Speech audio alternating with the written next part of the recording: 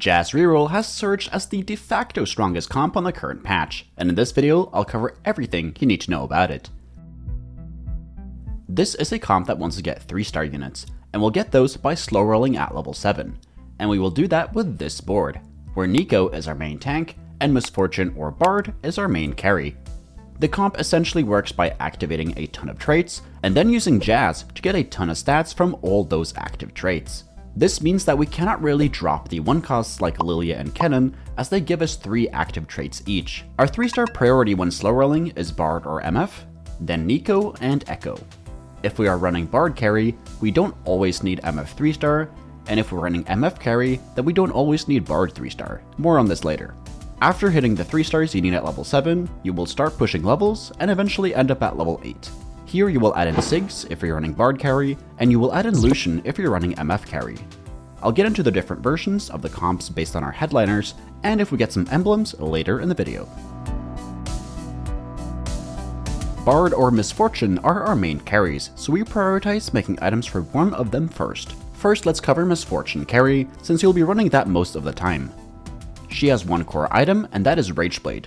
Since our comp is quite tanky, she will be able to scale for quite some time in the backline, and that will allow her to cast very quickly towards the later parts of the fight.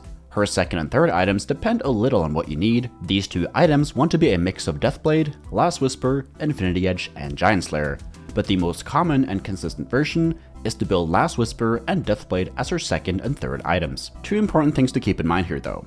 The first one is if you have Superfan active and Misfortune is your headliner, she will get a Deathblade as the third item for free, so we will always take that and just build her first and second item. Here is an overview of what Superfan gives to the other champions in the game if you are curious. The other thing is that we need Armor Shred, so you always want to build Last Whisper as the second item, unless you are able to build Even Shroud on a tank to compensate. Because if you have Even Shroud, then you can drop Last Whisper for either another Deathblade, Giant Slayer, or Infinity Edge, depending on what the lobby looks like. In the case where you have Bard as your main carry, you will prioritize items for him first, but note that you should only play Bard as your main carry when you have him as the headliner. In my opinion, he's not strong enough to carry as a non-headliner. In that case, we will always get an item from Superfan, which is Adaptive Helm. His other 2 items want to be 1 mana item, which will be either Sojin, Blue Buff, or Nashor's Tooth, but Sojin is by far the best one out of these 3. His third item wants to be a damage item, where JG, Deathcap, and Archangels are your 3 best choices. None of these 3 is better than the other, they all shine in different spots, so you build whichever one out of these 3 you can. After you have MF or Bard items, we want to make items for Nico. She wants tank items that scale with HP and shields, since she gets a ton from Guardian, KDA, and her own spell. Here is a tier list of the best items to place on Nico. The best one on her is the new Steadfast Heart item. The next best after that are Crown Guard, Protector's Vow, and Adaptive Helm. The rest of the tank items are great on her, but the gap is still significant between some of these. Also note that Nico gets Warmogs from Superfan if she is a headliner, so we will always take that for free in that case. Generally in set 10 so far, you will not have enough items to be picky about tank items for Nico, as we will be focusing on Misfortune or Bard items first, so any of these tank items are great to slam on her. If you still have items left over, then you want to build tank items on Echo. His items are exactly the same as Nico. If you get a Spatula, we will always want to make Jazz Bat. This is incredibly powerful, as the Jazz trait is what makes this comp strong. So if we are able to pump up that trait even more, we will be in a great spot to win games. There are no other good options besides that, so just ignore the Spatula if you can't make Jazz Bat. Portals are still in the game, although they have been changed a bit. For this comp, the best portals are Scuttle Puddle, Unit Accelerator, First Augment Gold, Showtime, Multi-Talented, and Training Dummy. The best augments for this comp are That's Jazz Baby, Heroic Grab Bag, Pandora's Items, Return on Investment, Bigger Shot, Big Grab Bag, You Have My Bow, Golden Ticket, Jeweled Gauntlet, Healing Orbs, You Have My Sword, Army Building, Blistering Strikes, Harm Assist, New Recruit, Tons of Stats, and Support Cash. I mentioned a lot of augments there, and the best ones out of those are That's Jazz Baby, Return on Investment, Bigger Shot, You Have My Bow, Blistering Strikes, and Golden Ticket. And if all that info was a lot to take in, then check out the cheat sheet for this comp. It's available for patrons and YouTube members. Here is the Lux cheat sheet from last set, so you know what to expect for the Jazz Reroll cheat sheet that is available right now. In the early game, you want to ideally end up with some variation of big shots, or you want to end up with dazzlers. Two things to note is that you generally want to play Kennen and Lilia in the early game, as they can be hard to find at level 7, so getting them starred up early in the game will help you a ton.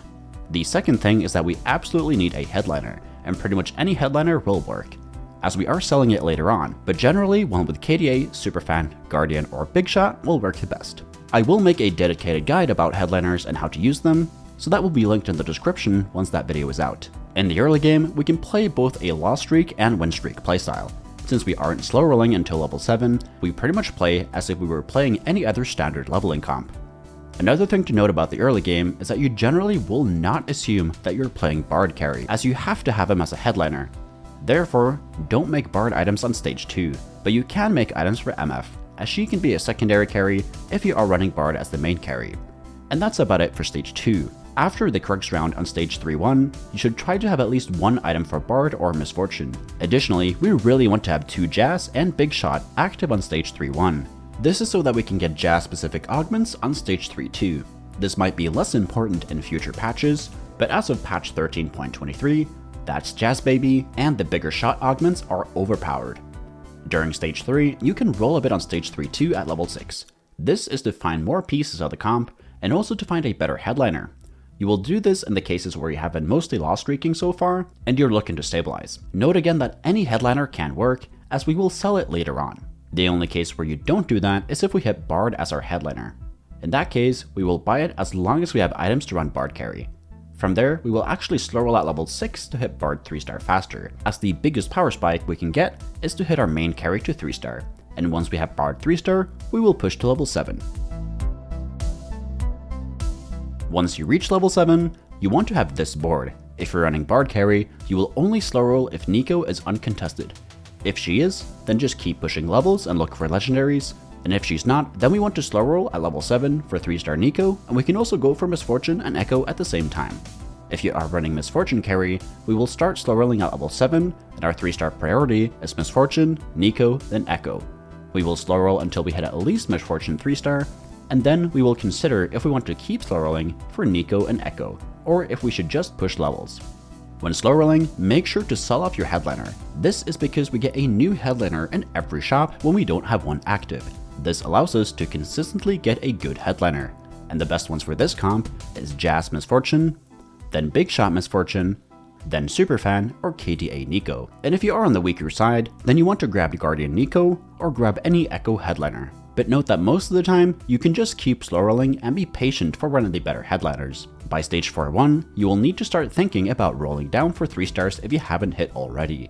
The reason for this is that on stage 5-1, almost every player will be all-inning at level 8, and we will take a lot of damage if we don't power spike with them. But you don't have to panic and roll right away. Sometimes if you're healthy, then you can sit at level 7 for a couple more turns. Note that once you get closer to 30 HP, then you need to start thinking about going all-in for 3-stars, as you are close to dying out around that threshold. Once you've hit all your 3-stars, you will level up to 8 and play Sigs if you're running Bard carry, and you will add in Lucian if you are running MF carry. You will add these in almost all the time, regardless of your headliner, but there are some exceptions. If you have Dazzler Bard, then add in Lucian. If you have Big Shot Misfortune, then considering adding in Jhin. And if you have Sentinel Echo, add in Blitzcrank for 4 Sentinel. And if you have Guardian Nico, add in Thresh or Yorick for 4 Guardians. If you are able to push to level 9, you want to add in a legendary or a unit that gives you more traits. You will always add in Lucian for 3 or 4 Jazz if you haven't added him in yet, or you will add in Sigs for Hyper Pop and Dazzlers. Now moving on to general positioning with this comp, which looks like this. However, since we are running KDA, we want to place most of our champions inside the KDA hexes. Therefore, our positioning will change from game to game. Make sure to always have Nico, Echo, Lilia, and Kai'Sa in the KDA hexes, and also make sure that Misfortune or Bard are in the hexes as well, depending on who your carry is. As for the positioning, it's relatively basic. We want more champions to wrap around Nico and Echo, as their spells deal AoE damage to all adjacent enemies, while Bard and Kai'Sa act as CC and farthest away bait for Misfortune. Now moving on to some in-depth examples. Against the first guy, The big threat is Twisted Fate. Here, we want to spread out a bit. This is because the enemy team has a lot of AoE with units like Ziggs and Alawi. We want MF to be as far away from the Zac as possible to not get CC'd, and we also need her on the same side as the Lux so that she doesn't get targeted by her farthest away spell. Against the second guy, the big threat is Ezreal and Jhin. There is still a lot of AoE damage and CC, so we want to spread out here as well, and we want MF away from Zac, and we also have Echo CC the Alawi, and Lilia plus Kennen are close to the Zac so that he CCs them instead of our more important units. Against the third guy, the big threat is Karthus. Here we position MF in the middle so that Akali does not target her. This way, she is less likely to be targeted by the enemy Karthus, and we also have MF farther away from Viego so that he doesn't walk down to her and has to go through the front line first.